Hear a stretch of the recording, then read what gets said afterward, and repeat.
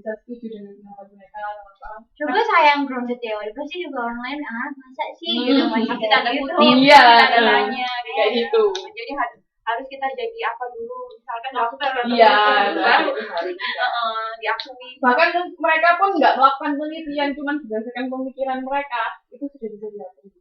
Itu kalau memang sesuatu kayak misalnya pernah dengar Kotler kan? Iya. Philip Kotler, dia ngomong apa orang juga iya. seperti itu. Iya. Jadi jalan. Iya. Oh, sudah punya nama itu nggak masalah, dia nggak harus melakukan penelitian, tapi dari pemikirannya dia ngeliat fenomena apa, terus dia menyimpulkan bikin artikel ilmiah, sudah oke, orang-orang nggak masalah. Kayak Mario Teguh kayak gitu. Oh, Mario Teguh bukan akademisi, dia kayak motivasi. Aku pun juga bisa.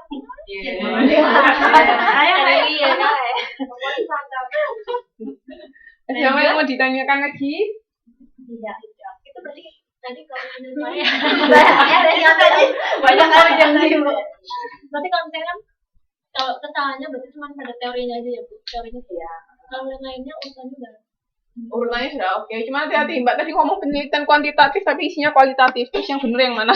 Tadi saya juga sangat kualitatif ya. Kuali apa kuanti? kualitatif. Ini loh, hati-hati loh ya. Survei wawancara kan termasuk Kualitatif.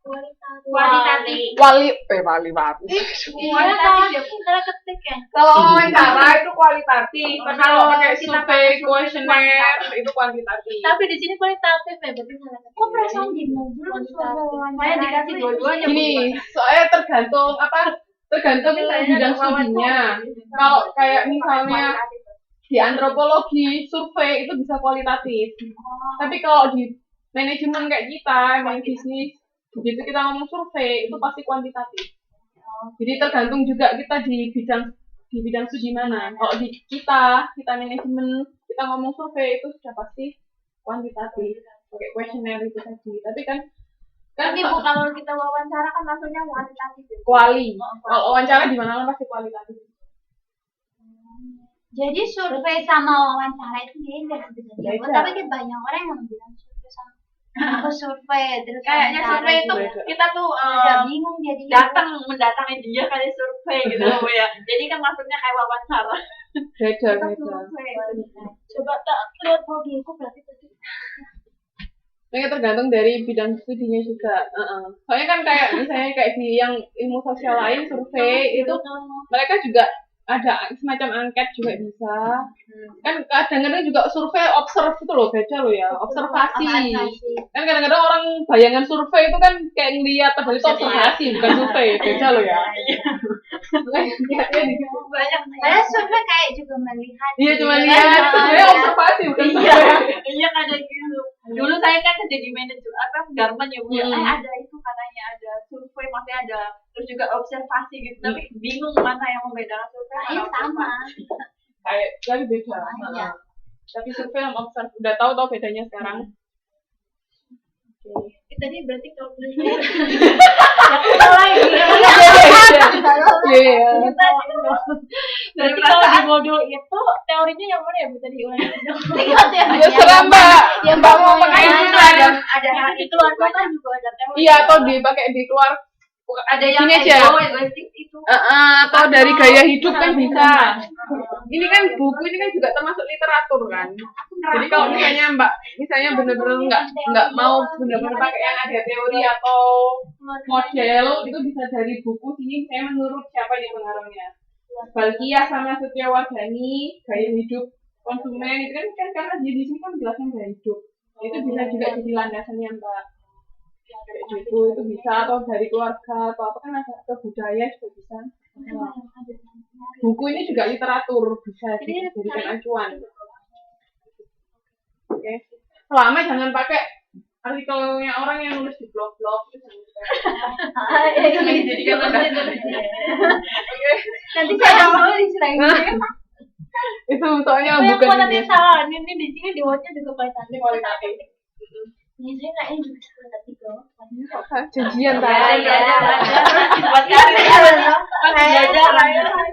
Ayo siapa lanjutannya? Wawancara kan termasuk masuk Kayaknya saya deh. kuantitatif. Kualitatif. Kalau kuantitatif itu kan hitung-hitungan ya, Bu. Iya, kuanti itu yang ada angka-angkanya itu. Siapa nih, Mbak Aya kah? Dia punya Kemarin kan belum. Heeh. siapa ini? Mbak Aya, Mbak Aya. Mbak Aya hasilnya yang mana, Mbak Aya? Ya itu. Yang apa? Merek Oh iya, yang PPT Samsung. bikin buat. di PPT Buatnya belum. Oh, Musik saya ah. bikin PPT iya. Buatnya belum ke itu. Dari pendahuluan. Loh, Mbak Aya tuh sudah saya download kok nggak ada ya? Bukan ini, bukan ini. Bukan ini. Iya, iya, saya lihat kok Mbak, saya lihat. Oh ini. Samsung. Samsung. Yuk, silahkan. Assalamualaikum warahmatullahi wabarakatuh. Waalaikumsalam. Selamat siang Nadia, teman-teman. Apa? Apa Mbak? Selamat apa? Selamat siang. Oh, siang. Sore Mbak. siang. Siang. Lupa. Iya, perkenalkan nama saya Latifa dari manajemen 6 dan hari ini saya akan mempresentasikan tugas 2 yaitu perilaku konsumen. Mbak Nek. Yang mana sih? Bawah ya? Aduh, aku nggak bisa pakai. Kanan Mbak, Kanan. Iya. Ya, itu dengan judul penelitian motivasi konsumen dalam memilih handphone Android merek Android. Android. Bener kan, Bu? Android nggak pakai E. Oh, Android. Android biasa. So Inggris ini, Mbak. Kalau berasa semua. Ikut logat bahasa itu seorang Damayu, Bu. Andrewi. Android? Masa sih? Oh, Lanjut. udah. Udah. Oh, enggak. Mas cuma bilang enggak kok. Dia kan Damayu. Saya kan Damayu. Oh, iya, udah ya. Lanjut. Saya alasan memilih judul tersebut yaitu sekarang handphone merek Samsung Android itu banyak dicari konsumen karena spesifikasi dan fiturnya setiap handphone Samsung selalu update terbaru, terus juga harganya terjangkau sesuai dengan teknologi yang menyertainya dan memiliki kualitas yang sangat baik. Dan di sini saya memilih landasan teori yaitu teori Herman Maslow, yaitu kebutuhan egoistic or esteem need. Itu kebutuhan ego atau esteem adalah kebutuhan untuk berprestasi sehingga mencapai derajat yang lebih tinggi dari yang lainnya. Contohnya jika seseorang sudah memiliki handphone Android Samsung model lama, kemudian keluar model-model yang baru, pasti kan ada daya ego tersendiri. Misalnya, maksimal udah punya baru nih ya, maksudnya udah punya baru nih Android tipe berapa, misalkan S6, S6 ya. Terus jadi ada dari kita sendiri tuh, dia udah ada lama sih, udah keluar HP Samsung baru. Terus lihat kondisi keuangan kita emang udah ada gitu ya, udah punya uang. Jadi daya ego kita pengen membeli juga seperti itu kiranya. Next Mbak. Dan di sini fotoku mana? Yang kedua itu kebutuhan aktualisasi diri, yaitu need for self-actualization.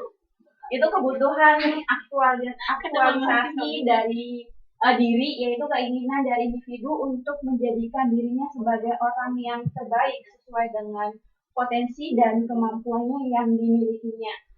Misalnya seseorang yang sudah membeli handphone Android merek Samsung model terbaru merasa dirinya paling mampu atau memiliki kemampuan yang lebih menggunakan handphone tersebut atau sudah mahir. Misalkan dalam handphone tersebut model baru itu sudah aplikasinya sudah lebih canggih.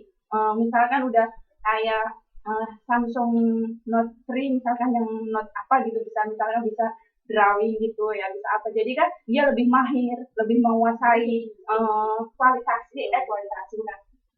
Memiliki apa ya?